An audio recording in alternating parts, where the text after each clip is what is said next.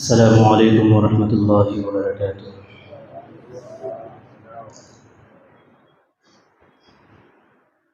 نحمده ونصلی علی رسولہ الکریم، اما بعد فاعوذ باللہ من الشیطان الرجیم، بسم اللہ الرحمن الرحیم۔ وما ارسلناک الا کافۃ للناس بشیرا ونذیرا۔ وفي مقام آخر قل يا أيها الناس إني رسول الله إليكم جميعا۔ وفي مقام آخر قال رسول وما أرسلناك إلا رحمة للعالمين۔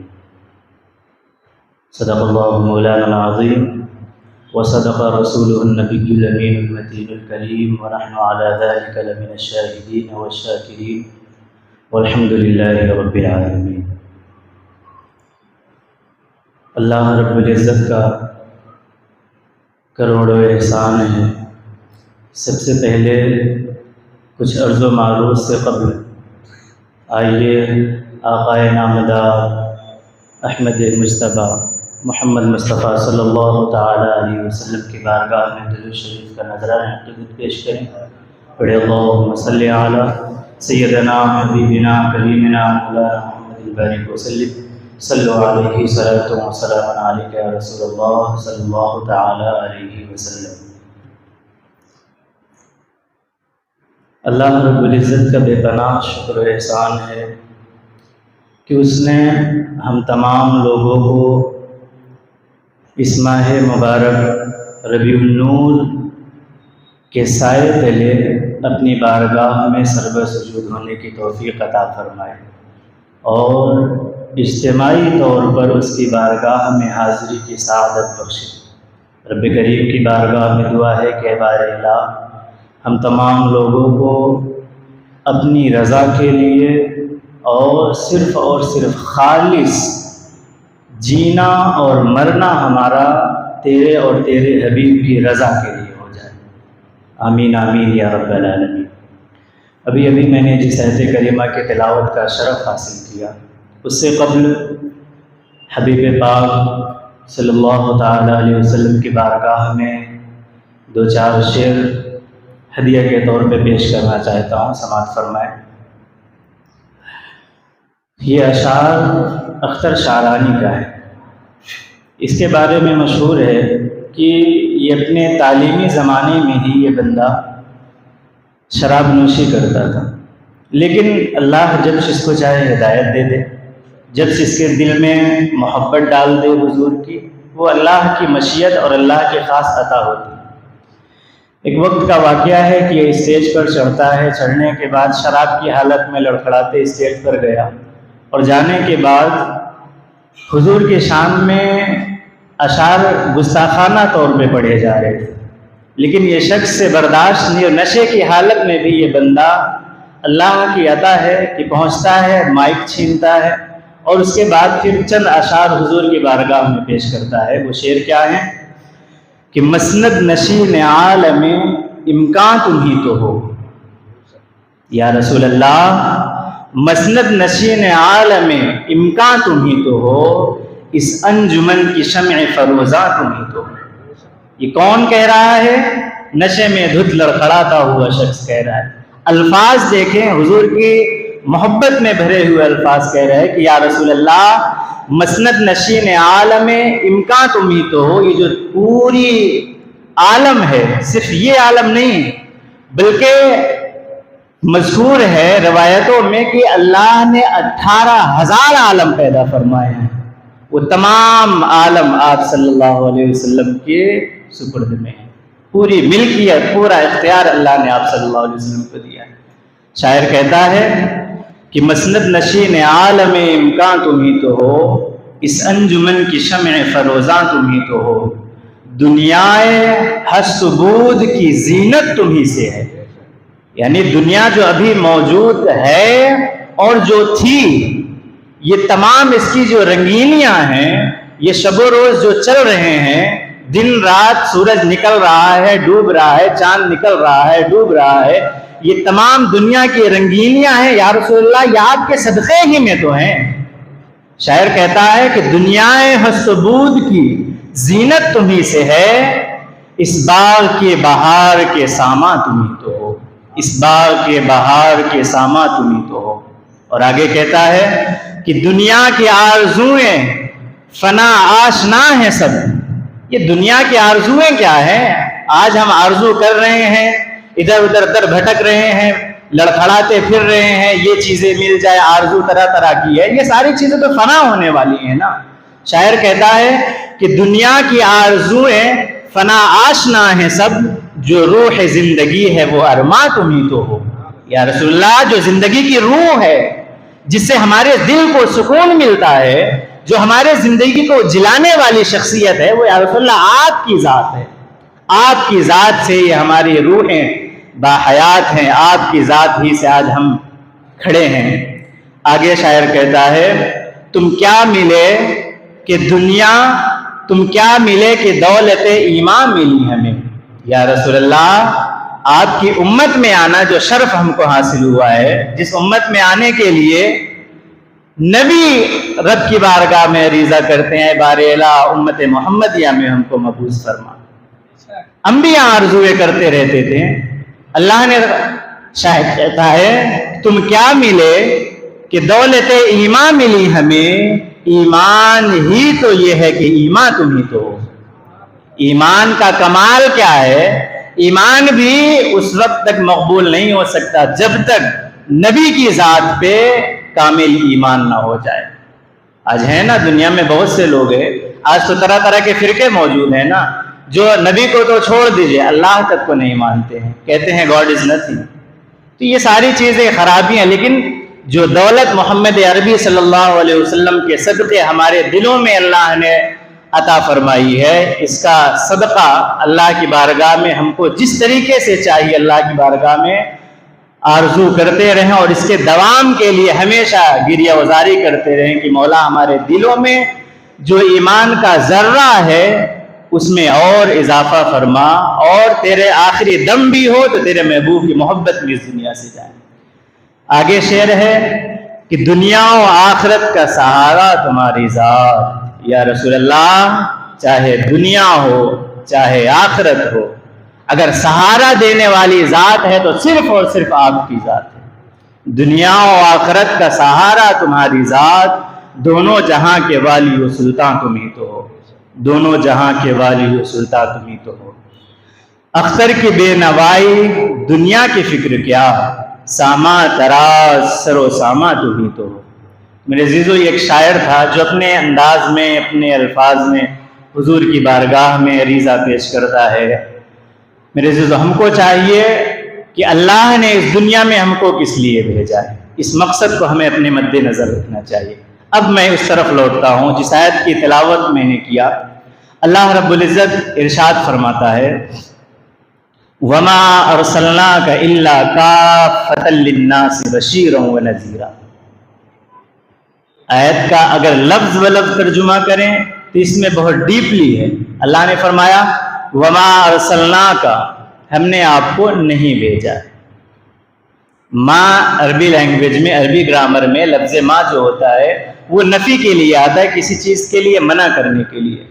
لیکن آگے کیا ہے کہ کسی چیز کے منع کرنے کے بعد جب دوسرا حکم ملا کے پیش کیا جاتا ہے تو تاکید ہوتی ہے، یعنی زور دیا جاتا ہے کہ اے نبی، ہم نے آپ کو نہیں بھیجا مگر کافۃ للناس بشیرا ونذیرا، یعنی ہم نے آپ کو نہیں بھیجا، لیکن اگر تاکیدی معنی کے ساتھ ہم اس کو کریں گے کہ اے نبی، ہم نے آپ کو صرف اور صرف، تاکیدی معنی یہ ہوگا کافۃ للناس بشیرا ونذیرا، ہم نے صرف اور صرف آپ کو لوگوں کے لیے، مسلمانوں کے لیے نہیں فرمایا اللہ نے، للناس، لوگوں کے لیے کیا بنا کر بھیجا؟ بشیرا ونذیرا۔ دو صفت اللہ نے بیان فرما دی، ایک صفت بشیریت ہے، دوسرا صفت نذیریت ہے۔ صفت بشیریت کیا ہے؟ بشیرا، بشیر بنا کر بھیجا یعنی بشارت دینے والا، اور نذیر بنا کر بھیجا یعنی ڈرانے والا، آپ کی حفاظت کرنے والا، آپ کو تنبیہ فرمانے والا۔ تو آج ہم اس گمان میں نہ رہیں کہ محمد عربی صلی اللہ علیہ وسلم کی ذات مبارکہ صرف امت مسلمہ کے لیے، بلکہ اللہ نے وضاحت کے ساتھ بیان فرما دیا کافۃ للناس، پوری انسانیت کے لیے اللہ نے بشیر اور نذیر بنا کر بھیجا ہے۔ میرے عزیزو، آج ہم صرف اس چیز پر نہ رہیں کہ ہم مسلمان ہیں، صرف ہماری بھلائیاں مسلمانوں ہی تک محدود رہیں۔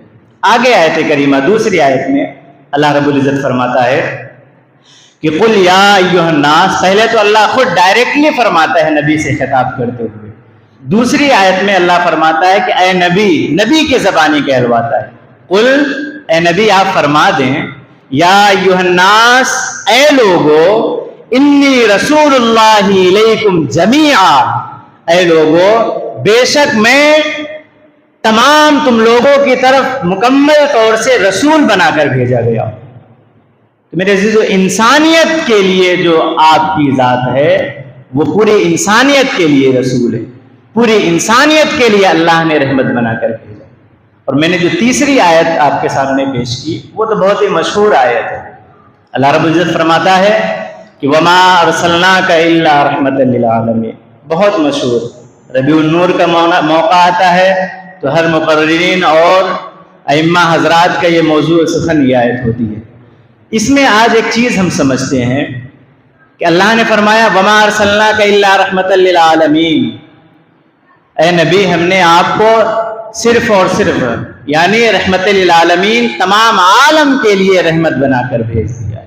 تو میرے عزیزو، اگر نبی صلی اللہ علیہ وسلم سراپا رحمت ہیں، اور اس رحمت کا اگر آپ دائرہ دیکھنا چاہتے ہیں کہ اس رحمت کی وسعت کتنی ہے، اس رحمت کا جو اللہ نے بیان فرمایا ہے کہ آپ کی رحمت کہاں تک محدود ہے، تو اللہ نے خود جو اپنی ذات کے لیے جو آیت نازل فرمائی ہے، جو اسٹرکچر، جو خاکہ اللہ نے بیان فرمایا ہے، الحمدللہ رب العالمین، وہی ہو بہو خاکہ اللہ رب العزت نے اپنے حبیب کے لیے فرمایا۔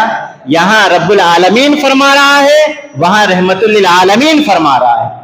یعنی جہاں جہاں اللہ کی ربوبیت ہوگی، جہاں جہاں رب تعالیٰ کے ماننے والے، رب تعالیٰ کے مخلوق، رب تعالیٰ کی ربوبیت جہاں جہاں پائی جائے گی، وہاں وہاں نبی رحمت صلی اللہ علیہ وسلم کی رحمت موجود ہوگی، اور اس رحمت کے دائرے میں تمام انسانیت، تمام مخلوق آج حیات میں ہے تو صرف اور صرف رحمت کے دائرے اور اس رحمت کے صدقے میں حیات میں۔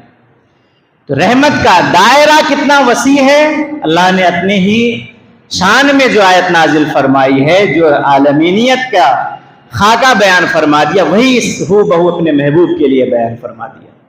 میرے عزیزو، یہ آیتیں ہیں، آج یہ ماہ ربیع النور کا مہینہ ہے، ہم کو چاہیے کہ ہر مسلمان، پہلے تو مسلمان اس لیے مخاطب کر رہے ہیں کیونکہ ہم نبی کی امت میں ہیں، اور امت کون ہے؟ صرف ہم ہی نبی کی امت میں نہیں۔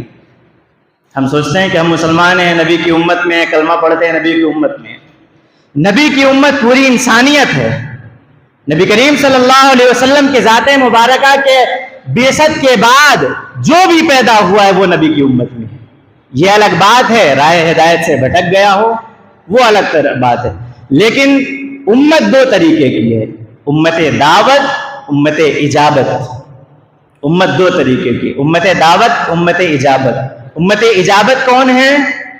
جو آپ صلی اللہ علیہ وسلم کی رسالت پر، اللہ رب العزت کی ربوبیت پر، اللہ کے ملائکہ پر، اللہ کی کتابوں پر، آخرت پر، تمام ایمانیات کے جو اللہ نے رکن بیان فرما دیے ہیں، تمام ان ارکان پر مکمل طور سے ایمان لانا اور اپنی زندگی میں مکمل طور سے اس کو بسا لینا، یہ امت اجابت ہے۔ یعنی اس چیز کی لوگ گواہی دیتے ہیں۔ اور امت دعوت کیا ہے؟ جو اللہ و رسول کو نہیں مانتے، اس کے علاوہ تمام لوگ وہ امت دعوت میں ہیں۔ امت دعوت سے کیا مراد ہے؟ کہ ابھی وہ اسلام کو نہیں جانتے ہیں، ابھی ان تک اسلام نہیں پہنچا ہے، ابھی وہ دائرہ اسلام سے خارج ہیں، لیکن امت مسلمہ کی کیا ذمہ داری ہے؟ اللہ نے خود ایک مقام پہ بیان فرمایا۔ اللہ رب العزت فرماتا ہے، آیت پاک کا مفہوم ہے، اللہ رب العزت فرمایا کہ اس امت کو، تمام لوگوں کے لیے دعوت پہنچانے کے لیے اللہ نے بیان فرمایا کہ ہر شخص کی ذمہ داری ہے وہ اسلام کی دعوت غیروں تک پہنچائے۔ آج تو ہم سوچتے ہیں کہ یہ صرف ایک عالم کی ذمہ داری ہے نا۔ آپ اگر امت میں ہیں، اپنے آپ کو امتی سمجھتے ہیں، اپنے آپ کو نبی کی امت میں شامل کرتے ہیں، اس پر ایمان رکھتے ہیں، تو ہر شخص کی ذمہ داری ہے دین کی دعوت پہنچانا۔ ہر شخص کی ذمہ داری ہے کہ اول فریضہ یہ ہے کہ وہ اپنی زندگی میں دین کو لاگو کرے، اس کے بعد ظاہری زندگی میں ظاہری لوگوں کے درمیان دین اسلام کو عام کرے۔ یہ امت محمدیہ ہونے کا جو اول فریضہ اللہ نے فرمایا ہے وہ اللہ کے خود بیان فرما دیا، ہر شخص کی ذمہ داری ہے۔ اب آج ہم اپنا دامن جھاڑ لیتے ہیں نا کہ ارے ہم نے دین نہیں سیکھا ہے، ہم نے علم نہیں سیکھا ہے، ہم مدرسے میں نہیں گئے، ہم علماء کی صحبت میں نہیں رہے۔ یہ ہماری خطا ہے نا، یہ خطا اللہ و رسول کی نہیں ہے کہ ہم اس چیز سے محروم ہیں تو اللہ نے ہم کو نہیں عطا کیا ہے، بلکہ یہ تو ہماری خطا ہے کہ ہم دین سے دوری اختیار کر لی ہے۔ یہ تو ہماری خطا ہے کہ آج ہم کلمہ لا الہ الا اللہ پڑھنے کے باوجود بھی اللہ کے رسول کی دین کی پامالی کرنے پہ اتر گئے۔ یہ آج ہماری خطا ہے، اور کل اللہ کے حضور جب حاضر ہونا پڑے گا ہر شخص کو جواب دہ ہونا پڑے گا۔ اس گمان میں نہ رہیں کہ ہم نے علم نہیں حاصل کیا، ہم کو معلوم ہی نہیں تو اللہ کل بخش دے گا۔ وہ تقریریں جو سن کے ہم بچپن سے آ رہے ہیں نا کہ اے سنی جنتی مسلمان بھائیو، یہ جنت کا جو سرٹیفکیٹ بانٹتے پھر رہے ہیں نا، خود ان کا جنت کا جانے کا ٹھکانہ نہیں ہے۔ کیونکہ ہر شخص کی ذمہ داری ہے کہ دین کو سیکھے سکھائے۔ آپ صلی اللہ علیہ وسلم فرماتے ہیں طلب العلم فریضۃ علی کل مسلم و مسلمہ، علم دین حاصل کرنا ہر مسلمان مرد عورت پر فرض ہے۔ ہم نہیں سیکھ رہے، ہماری خطا ہے، اس کی سزا دنیا میں بھی دیکھ رہے ہیں ہم اپنی آنکھوں سے۔ یہ نہ سوچے کہ سزا کل آخرت میں ملے گی، جھیل لیا جائے گا، کیونکہ ہم نے آخرت کی سزائیں دیکھی نہیں ہیں۔ ہلکے میں لے لیتے ہیں کہ آخرت کی سزائیں جیسی ہوگی تب کا تب ہے۔ بعض لوگ تو یہ کہہ بیٹھتے ہیں کہ ارے دنیا کا معاملہ ہے، دیکھتے ہیں آخرت میں جو ہوگا دیکھا جائے گا۔ ابھی آپ کی نظر میں وہ ہولناکیاں جہنم کی، وہ اللہ کی سختیاں جو اللہ اپنے گناہگار بندوں کے لیے اللہ نے جہنم، اللہ نے عذاب تیار رکھے ہیں، وہ ابھی ہم نے نظروں سے نہیں گزرے۔ جس دن ہم دین کو سیکھنے لگیں گے خود بخود اللہ رب العزت ہماری حالت کو بدلنے لگے گا۔ میرے عزیزو، نبی کریم صلی اللہ علیہ وسلم کی ربیع النور کا موقع ہے، چند جھلکیاں میں آپ صلی اللہ علیہ وسلم کی سیرت سے بیان کر کے رخصت ہو جاؤں گا۔ کیونکہ آپ صلی اللہ علیہ وسلم صرف مسلمانوں کے لیے رحمت نہیں ہے، پوری انسانیت کے لیے رحمت ہیں۔ اور یہ رحمت ہم سوچتے ہیں کہ صرف ہم ہی جان رہے ہیں، ہم ہی مان رہے ہیں، ہم ہی نعرے بازی، ہم ہی سب کچھ کر رہے ہیں تو ہمارے ہی حق میں، بلکہ ابھی ہم نے پڑھا نہیں ہے نا، ہم سے زیادہ غیر لوگ محمد عربی صلی اللہ علیہ وسلم کو مان رہے ہیں۔ دو تین لوگوں کی بات میں غیر مذہب لوگ، مسلمانوں میں نہیں، غیر مذہب کے ماننے والوں کی باتوں کو میں کوڈ کر کے اس کے بعد رخصت ہو جاؤں گا۔ سب سے پہلا یہ کہ اسی ہندوستان میں آج ہر شخص کی جیب میں وہ شخصیت رہتی ہے، مہاتما گاندھی۔ ہر شخص جانتا ہے، بچہ بچہ جانتا ہے۔ مہاتما گاندھی ہے ہندو ریلیجیس سے تعلق رکھنے والا بندہ ہے، اسلام کو مانتا نہیں ہے اور اسلام کے لیے بہت بڑے پروپیگنڈے بھی کیے، لیکن اس کے باوجود اسلام کی جو اصل روح رواں ہے آپ صلی اللہ علیہ وسلم کی ذات مبارکہ، ان کے بارے میں وہ کیا کہتا ہے؟ وہ کہتا ہے کہ میں آج ایسی شخصیت کے بارے میں ذکر کرنے جا رہا ہوں کہ جو دنیا نہیں بلکہ انسان نہیں بلکہ ہر انسان کے دلوں پر، صرف مسلمان ہی نہیں بلکہ پورے انسانیت کے دلوں پر حکومت کرنے والی جو شخصیت ہے وہ محمد عربی صلی اللہ علیہ وسلم کی ذات مبارک ہے۔ اور وہ بھی آپ صلی اللہ علیہ وسلم کی حکومت کی وجہ اس نے کیا بتائی؟ صرف اور صرف محبت۔ آج ہم سوچتے ہیں نا کہ ہمارا سامنے والا بھائی ہے، اسلام نہیں قبول کیا، زبردستی گھسیٹ کے لا کے کلمہ پڑھوا دے۔ یہ طریقہ محمد عربی کا نہیں تھا، یہ محمد عربی صلی اللہ علیہ وسلم کا یہ طریقہ نہیں تھا۔ آج تو ہماری ایکٹیویٹی سے، آج ہمارے رویوں سے، آج ہمارے کردار سے غیر تو غیر اپنا آدمی بیزار ہوتا نظر آ رہا ہے۔ ہمارا سگا بھائی ہمارے رویے سے بیزار ہو گیا، ہمارے والدین ہم سے بیزار ہو چکے ہیں، ہمارے کرتوتوں سے، ہمارے رویوں سے۔ تو غیر پہ جو ایکسپریشن ہمارے رویوں کا پڑ رہا ہے وہ ہماری نظروں کے سامنے۔ آج تعلیم ہم نہیں حاصل کرتے، ہم اگنور کر دیتے ہیں حدیث پاک کو ہلکے میں سمجھ کے، اور اس کا نقصان زندگی بھر اٹھانا پڑتا ہے۔ حضور نے کیا فرمایا؟ علم حاصل کرنا ہر مسلمان مرد اور عورت پر فرض ہے۔ آج ہم علم سے دور ہو گئے ہیں، دنیا اپنے گھٹنوں پہ ٹیک کے ہم سے کام کروا رہی ہے۔ حقیقت ہے، اس سے آپ انکار نہیں کر سکتے ہیں۔ جہاں ایک وقت تھا ہم حکومت کرتے تھے، حاکمیت ہمارا منصب تھا، آج مظلوم بنے ٹھہرتے ہوئے نظر آ رہے ہیں۔ لوگوں کے درمیان ہم حاکمیت کو چھوڑ کر لوگوں کے درمیان چاپلوسی کرتے ہوئے نظر آ رہے ہیں۔ میرے عزیز، یہ مسلمان کا کردار نہیں ہے۔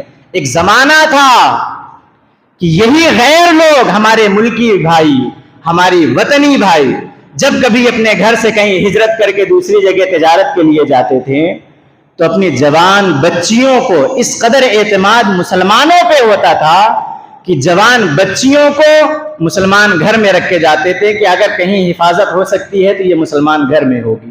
اور آج تو ہمارا سگا بھائی اپنی جوان بچی کو اپنے گھر میں رکھنے کے لیے تیار نہیں۔ کہاں تھے، کہاں آ کے گر گئے۔ اور ابھی یہی انتہا نہیں ہے، سوچے بس انتہا ہو گئی۔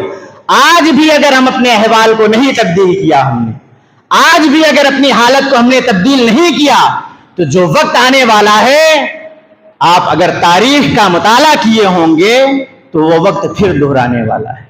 میں کھل کے نہیں بولنا چاہتا کیونکہ مسجد ہے، ممبر ہے، طرح طرح کے پروپیگنڈے پھر کھڑے ہوں گے، یہ ساری چیز، لیکن اشارتاً میں کہنا چاہ رہا ہوں کہ آپ ایجوکیشن میں اپنے آپ کو لیول بڑھائیں۔ جس قدر آپ تعلیمی معیار بلند کریں گے، اس طریقے سے آپ کو، اسی طریقے سے آپ کی حیثیت لوگوں کی نظر میں ہو جائے گی۔ نہیں تو کیا ہے، مزدور بن کے رہیے، زندگی گزاری، اگلی نسل کو بھی مزدور در مزدور بناتے بناتے زندگی گزارتے چلے جائیے۔ لیکن یہ حق ہم کو اللہ نے اس لیے ہم کو نہیں پیدا فرمایا۔ ہم کو پہلے خود کو سنوارنے کا طریقہ، پہلے علم حاصل کرو۔ جب ہم جانیں گے یہ غلط ہے، یہ صحیح ہے، تبھی تمیز پیدا کر سکیں گے، تبھی اپنے حالات کو بدل سکیں گے۔ ایک عیسائی ہے ڈاکٹر مائیکل ہارٹ، وہ اپنے ایک کتاب لکھتا ہے نبی کریم صلی اللہ علیہ وسلم کی ذات مبارکہ، اس میں کس طریقے سے اس نے بیان کیا۔ اس نے اس کتاب کو لکھا، کتاب کا نام ہے The 100۔ اس میں وہ ایک مورخ ہے، تاریخ سمجھتے ہیں، ہسٹری لکھنے والا شخص، تو وہ ایک مورخ ہے۔ اس نے اپنی تاریخ کا کثیر المطالعہ کے بعد جو پوری، چاہے وہ صرف مسلمان نہیں بلکہ پوری دنیا میں جو بڑی بڑی کیا پرسنالٹیز ہیں، ان کا مطالعہ کرنے کے بعد اس نے کیٹیگرائز ساری پرسنالٹی کو لکھا اور اس میں 100 لوگوں کے نام کو درج کیا۔ اسی بنسبت سے اس نے لکھا The 100 کتاب کا نام، اور اس میں سب ٹائٹل کیا ڈالا کہ نیچے selection and gradation of most influencer personality of human history. یعنی اس نے خود کیا کہ سلیکشن یعنی ایسے لوگوں کا انتخاب، پہلے سلیکشن کیا کریم کلاس لوگوں کا جنہوں نے تاریخ میں بڑا نمایاں کام کیا، پھر اس کے بعد اینڈ گریڈیشن، اس نے پھر درجہ بندی کی اس کی کہ کون کا کس نے سب سے اعلیٰ نمایاں کام کیا، پھر کس نے۔ تو اس نے اس طریقے سے 100 شخصیتوں کا نام نوٹ کیا، اور وہ بندہ عیسائی ہے، عیسائی ہونے کے باوجود آپ صلی اللہ علیہ وسلم کی ذات مبارکہ کو ٹاپ آف دا لسٹ، اس نے سب سے پہلا نام جو لکھا ہے محمد عربی صلی اللہ علیہ وسلم کا نام لکھا ہے۔ حالانکہ وہ بندہ عیسائی ہے، حضرت عیسیٰ علیہ السلام کا بھی نام لکھ سکتا تھا۔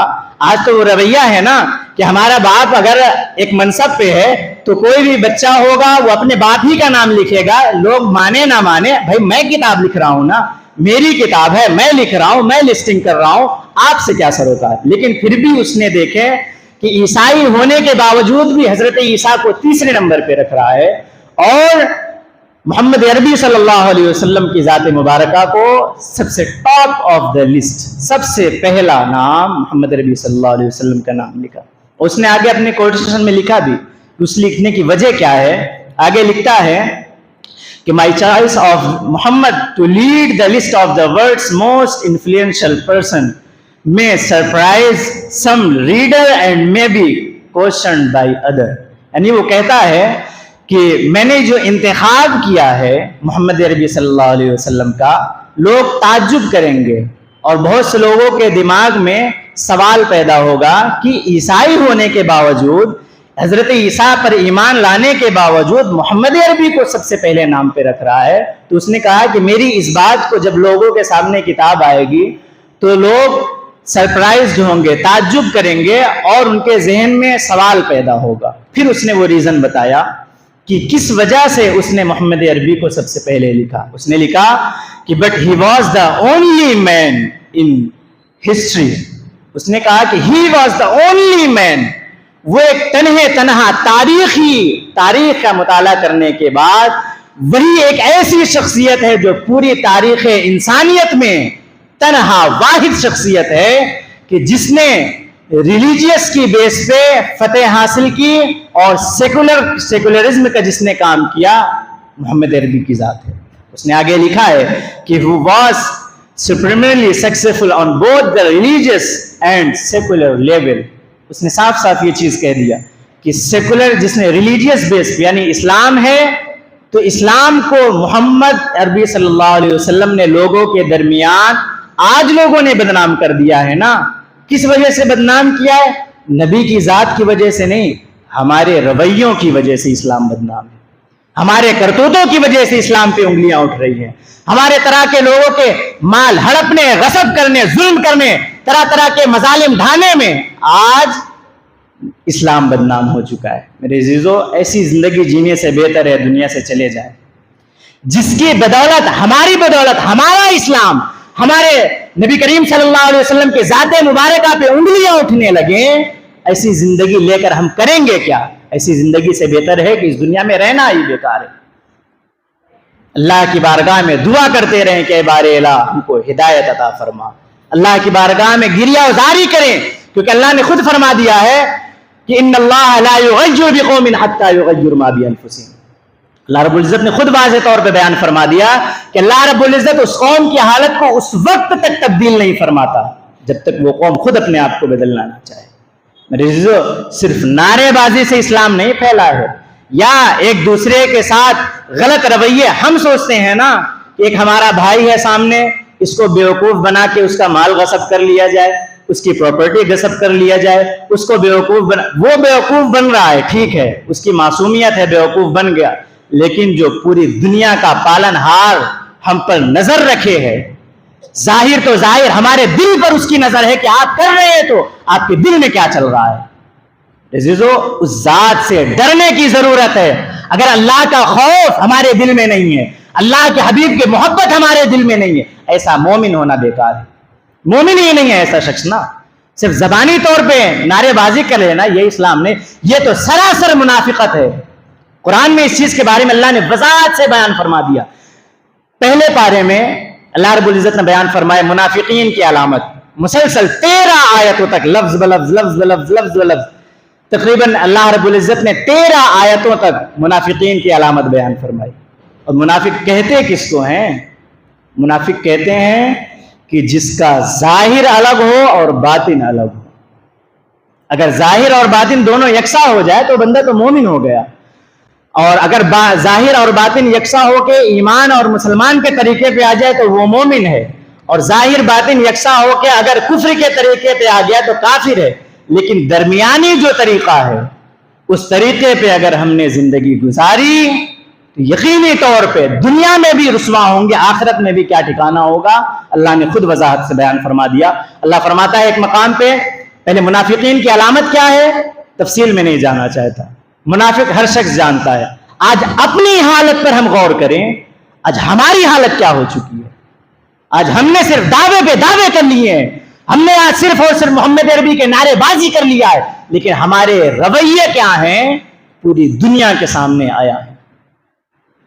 محمد عربی صلی اللہ علیہ وسلم کی ولادت کے ایام آ چکے ہیں، ماہ ربیع النور کا مہینہ چل رہا ہے، نبی کے نام پہ ہم جلوس نکالتے ہیں، غیروں کو تکلیف دیتے ہیں۔ نکالے جلوس نکالے، اس سے انکار نہیں ہے، آپ اس چیز کو غلط وے میں مت لے جائیں کہ حضرت تقریر کر رہے ہیں جلوس سے انکار کر رہے ہیں، غلط فرقے سے، ایسا نہیں ہے۔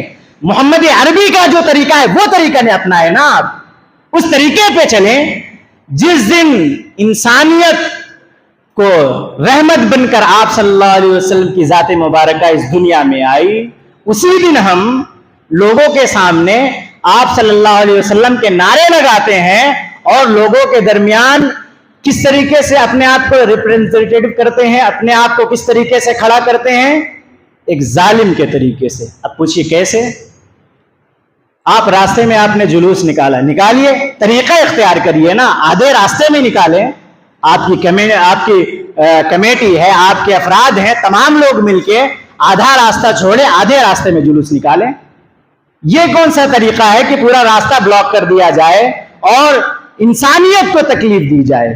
جس انسانیت کے آرام کے لیے, جس انسانیت کے سکون کے لیے, جس انسانیت کے درمیان تمام پریشانی تکلیفیں دور کرنے کے لیے جو ذات جس دن تشریف لائی, اسی دن اسی کے نام پہ لوگوں کو تکلیفیں پہنچا رہے ہیں. کیا یہ صحیح طریقہ ہے؟ اپنے طریقے پر غور کریں. ہم نے کس طریقے کو اپنا لیا؟ لوگوں کے ساتھ, غیروں کے ساتھ ہمارے طریقے کیا ہیں؟ حدیث پاک میں آتا ہے کہ حضور صلی اللہ علیہ وسلم کا غیروں کے ساتھ کیا رویہ رہا ہے. حدیث پاک میں آتے ہیں ایک اعرابی رہتا ہے. اعرابی سمجھتے ہیں؟ اعرابی کہتے ہیں ایک دیہاتی شخص, بدو دیہاتی. ایک تو ویسے بھی دیہاتی شخص جو ہوتا ہے وہ کم پڑھے لکھے ہوئے, زندگی بھر محنت کرتے رہے, تعلیم سے وابستگی نہیں رہی. تو ایک اعرابی شخص آتا ہے, دیہاتی شخص, آپ صلی اللہ علیہ وسلم کی بارگاہ میں پہنچتا ہے. پہنچنے کے بعد دور سے ہی آواز لگاتے, یا محمد یا محمد یا محمد, آواز لگاتے ہوئے آتا ہے. حضور کا طریقہ رہا, جب کبھی حضور موجود رہتے تو تمام صحابہ آپ کے ارد گرد کھڑے رہتے, اور جس وقت وہ صرف نام لے کے پکار رہا تھا اس وقت صحابہ کو تکلیف ہوئی کہ حضور کو نام لے کے پکار رہا ہے, یہ یا محمد یا محمد یا محمد کر کے صدائیں لگا رہا ہے, حالانکہ حضور کی ذات مبارکہ ایسی ہے جو تمام انسانیت کو سکون پہنچانے والی ہے. ادب و احترام کے ساتھ جس کا نام اللہ نے خود کلام پاک میں اللہ نے کبھی ڈائریکٹ یا محمد کہہ کے خطاب نہیں کیا, یا ایھا النبی, یا رسول, یا اس طریقے سے محبت کے الفاظ کے ساتھ اللہ نے جس شخصیت کا نام نہ لیا ہو بلکہ محبت برے الفاظ استعمال کیے ہوں, آج یہ شخص آ کے محمد کا نام لے رہا ہے. حضرت عمر رضی اللہ تعالیٰ عنہ موجود رہتے ہیں, آپ کو غصہ آتا ہے. حضور تمام واقعات سے واقف ہوتے ہیں کیونکہ آپ تو عالم الغیب ہیں, ہر چیز آپ دیکھتے ہیں. حضرت عمر رضی اللہ تعالیٰ عنہ کے چہرے مبارک پہ غصہ کا رنگ طاری ہو رہا ہے. آپ صلی اللہ علیہ وسلم حضرت عمر کو پکڑتے ہیں, کہتے ہیں عمر غصہ کیوں ہوتے ہو؟ یہاں حضور کا طریقہ دیکھیں کیا ہے, کس طریقے سے رحم اور کس طریقے سے حضرت عمر کا ہاتھ پکڑتے ہیں. کہتے ہیں عمر غصہ کیوں ہو؟ تو کیا میں محمد نہیں ہوں؟ محمد ہی تو ہوں, محمد ہی کا نام تو لے رہا ہے, کوئی گالی تو نہیں دے رہا ہے, تم اس پہ غصہ کیوں ہو رہے ہو؟ حضور کا طریقہ کیا ہے؟ آج ہمارے لوگوں کا کیا رویہ ہے؟ آج دیکھیں عام طور سے اگر ایک ڈاکٹر ہے, اگر اس کو ڈاکٹر نہ کہا جائے برا لگ جاتا ہے. ایک انجینئر ہے, انجینئر نے کہا ہے برا لگ جاتا ہے. ایک عالم صاحب ہیں, ان کو اگر علامہ, فہامہ, فلاں لمبے لمبے القاب سے نہ بلایا جائے, اشتہار میں تھوڑے سے نام میں کمی ہو جائے تو برا لگ جاتا ہے. وہ ذات جو پوری انسانیت کے لیے رحمت ہے, جس کے دم پہ آج ہماری سانسیں چل رہی ہیں, اس ذات کا اخلاق دیکھیں کس طریقے سے ہے. آپ کہہ رہے ہیں نام لے رہا ہے, لینے تو میں ہی تو محمد ہوں, آج ہم کو برا لگ جاتا ہے. آج یہ طریقہ اپنانا چاہیے کہ حضور نے, آج ہم اپنے اسٹیٹس کو دیکھتے ہیں نا, یہ اسٹیٹس کس کام کا یار, آج ہے کل چلا جائے گا. آج دنیا میں دیکھ بھی رہے ہیں, ہزاروں لوگ آئے ہیں, بڑا اسٹیٹس لیے, اس کے بعد اپنے راستے چھوڑ کے چل دیے. ایک اور واقعہ ہے, صلح حدیبیہ کا واقعہ ہے. حضرت وقت تاخیر تو نہیں ہوئی؟ صلح حدیبیہ کا واقعہ. صلح حدیبیہ تمام لوگوں کے درمیان مشہور ہے کہ صلح حدیبیہ میں آج اگر ہمارے درمیان ایسی سچویشن کھڑی ہو جائے تو آج ہم اپنے آپ کو سر کٹانے کے لیے تیار ہو جائیں گے, لیکن ایسی صلح کرنے کے لیے کبھی اپنے آپ کو آمادہ نہیں کریں گے. صلح حدیبیہ میں جو واقعہ پیش آیا, صلح حدیبیہ میں مکمل طور سے کفار لوگ مسلمانوں کو اس طریقے سے دبا کے صلح کیا گیا, اس میں ایسی ایسی کنڈیشن رکھی گئی ہیں, اس کو میں ابھی آپ کے بیان کروں گا. لیکن اس سے پہلے جس وقت یہ معاہدہ ہو رہا تھا, یہ پس منظر ایسا ہے کہ صلح حدیبیہ 6ویں ہجری میں یہ مسئلہ پیش آیا, یہ واقعہ. آپ صلی اللہ علیہ وسلم عمرہ کے لیے جاتے ہیں اپنے تمام اصحاب کو لے کر. پہلے کے زمانے میں تو فلائٹ یہ سب رہتے نہیں, پیدل 450 کلومیٹر پیدل آپ گئے. عمرہ کے لیے. مکے سے پہلے حدیبیہ ایک جگہ ہے, اسی وجہ سے اس کو حدیبیہ کہا جائے. حدیبیہ ایک جگہ, جب وہاں آپ صلی اللہ علیہ وسلم پہنچتے ہیں دائرہ مکہ سے پہلے, تو اس وقت کفار و مشرکین کو خبر ہو جاتی ہے کہ محمد صلی اللہ علیہ وسلم اپنے اصحاب کو لے کر عمرہ کرنے آ رہے ہیں. اس وقت کیا ہوتا ہے, کفار کے لیڈر جو ہوتے ہیں وہ آ جاتے ہیں اور آپ کو نو انٹری کا بورڈ لگا دیتے ہیں کہ آپ کو عمرہ کرنے نہیں دیا جائے گا, آپ یہیں سے واپس چلے جائیں. اور اس وقت کئی کنڈیشن اور کئی شرائط لکھی گئی. تو اس شرط لکھنے کے وقت دیکھیں حضور کی تواضع اور حضور کا اخلاق کس قدر اعلیٰ معیار کا ہے. صرف یہ بیان کرنے کے لیے نہیں ہے کہ حضور کا اخلاق ہم بیان کرتے چلے جائیں, ارے حضور ہیں, ان کا مرتبہ ہی الگ ہے, وہ کر سکتے ہیں, ہم نہیں کر پائیں گے. میرے حضور نے جو طریقہ اپنایا ہے ان کو تو پوری دنیا پہ حکومت ہونے کے باوجود طرح طرح کے مظالم کو آپ نے برداشت کیا. کس لیے؟ کہ میری امت کے سامنے آگے چل کر ایسی سچویشن آئے گی تو میری امت کیسے اس سچویشن کا سامنا کرے. اس وقت کیا ہوا, معاہدہ لکھا گیا, لیٹر تیار کیا گیا, لایا گیا. اس وقت اوپر لکھا گیا, حضرت علی رضی اللہ تعالیٰ عنہ کو کاتب بنایا گیا. آپ صلی اللہ علیہ وسلم نے حکم دیا, اے علی تم لکھو. تو اس وقت لکھنے کے وقت آپ نے لکھا, جب حضور کا نام لکھنے کا وقت آیا تو اس وقت لکھا محمد الرسول اللہ صلی اللہ علیہ وسلم. کفار و مشرکین کو اعتراض ہوا کہ ہمارے تو لڑائی ہی اسی بات پہ ہے کہ ہم رسول مانتے ہی نہیں محمد کو, تم یہاں اس لیٹر پیڈ پہ رسول اللہ کیوں لکھ رہے ہو, محمد ابن عبداللہ لکھو. حضرت علی رضی اللہ تعالیٰ عنہ پیچھے ہٹ جاتے ہیں, حضور صلی اللہ علیہ وسلم سے کہتے ہیں, جس وقت ان لوگوں نے آبجیکشن کیا تو حضرت علی کہتے ہیں کہ میں کس طریقے سے, اسی پر تو ادھر سے انکار ہو رہا ہے کہ اسی چیز کی ہماری لڑائی ہے کہ ہم رسول مانتے ہی نہیں, تو ہم کس وجہ سے لکھ دیں کہ محمد رسول اللہ. اس چیز کو کاٹو اور محمد ابن عبداللہ لکھو.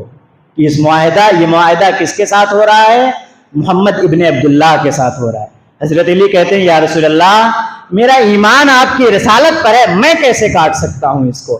اس وقت آپ صلی اللہ علیہ وسلم اپنے ہاتھ میں قلم لیتے ہیں اور آپ کاٹ کر محمد ابن عبداللہ لکھ دیتے ہیں. عزیزو, آج ہمارا رویہ دیکھیں کیا ہے, ہمارے اسٹیٹس, جبکہ رسالت تو اللہ کی جانب سے عطا کی گئی ہے, رسالت تو اللہ نے عطا کیا ہے, اس چیز میں کس طریقے سے آپ صلی اللہ علیہ وسلم کا کردار ہے. آج ہمارے جو بڑے بڑے حضرات ہیں, میں ان لوگوں کو کہنا چاہتا ہوں کہ آج جو ہمارے القابات میں سے جو کمی کر دی جاتی ہے نا, اس پہ دل شکنی نہ کریں. بھائی جو ہے اللہ جان رہا ہے آپ کیا ہیں, اللہ کا حبیب جان رہا ہے آپ کی شخصیت کیا ہے, اور اللہ تو دل کے احوال کو بھی جانتا ہے کہ آپ دل سے کس نیت سے لوگوں کے سامنے کھڑے ہیں. تو میرے عزیزو اس چیز پہ کبھی وہ نہ کریں. جب رسول صلی اللہ علیہ وسلم ایسا کر سکتے ہیں تو آج ہمارے جو خطبہ حضرات ہیں ان کو اس چیز سے میسج لینا چاہیے. میرے عزیزو, ہم لوگوں کو چاہیے کہ سب سے پہلا عید میلاد کا موقع ہے, آپس میں جس قدر چاہے, یہ ہندوستان ہے, گنگا جمنی تہذیب میں یہ پورا ملک پنپتا چڑھتا چلا آ رہا ہے. کچھ ہماری خامیاں ہیں, کچھ غیروں کی خامیاں ہیں, لیکن ہمارا فریضہ کیا ہے؟ آپ صلی اللہ علیہ وسلم نے مکی زندگی میں جو کر کے دکھایا. اقلیت کے حقوق کیا ہیں, اقلیت کیسے کس کو ہیں؟ جن کی تعداد کم ہے. آج ہندوستان میں ہماری تعداد کم ہے, تو ہم کو حکمت کے ساتھ اللہ کے حبیب کے طریقے پر چلنے ہوئے زندگی گزارنا. اگر نبی کا طریقہ اپنا لیں گے تو جو طرح طرح کے مظالم ہم پر ہو رہے ہیں, خود بخود لوگ کائی کی طرح چھٹتے ہوئے نظر آئیں گے. میرے عزیزو, اللہ کی بارگاہ میں دعا ہے کہ اے بار الہ, بیان کرنے میں کسی طرح کی خامیاں لغزشیں ہو گئی ہوں مولا, اپنے حبیب کے صدقے میں ان خامیوں کو معاف فرما, اور ہم تمام لوگوں کے دلوں میں کامل ایمان, حقیقی محبت کا نزول فرما, اور ہم تمام لوگوں کو دین اسلام سیکھنے, سمجھنے اور اس پر مکمل طور سے عمل کرنے کی توفیق و رفیق عطا فرما. آمین آمین یا رب العالمین, بجاہ سید المرسلین وآخر الدعوانا الحمدللہ رب العالمین. السلام علیکم ورحمۃ اللہ وبرکاتہ.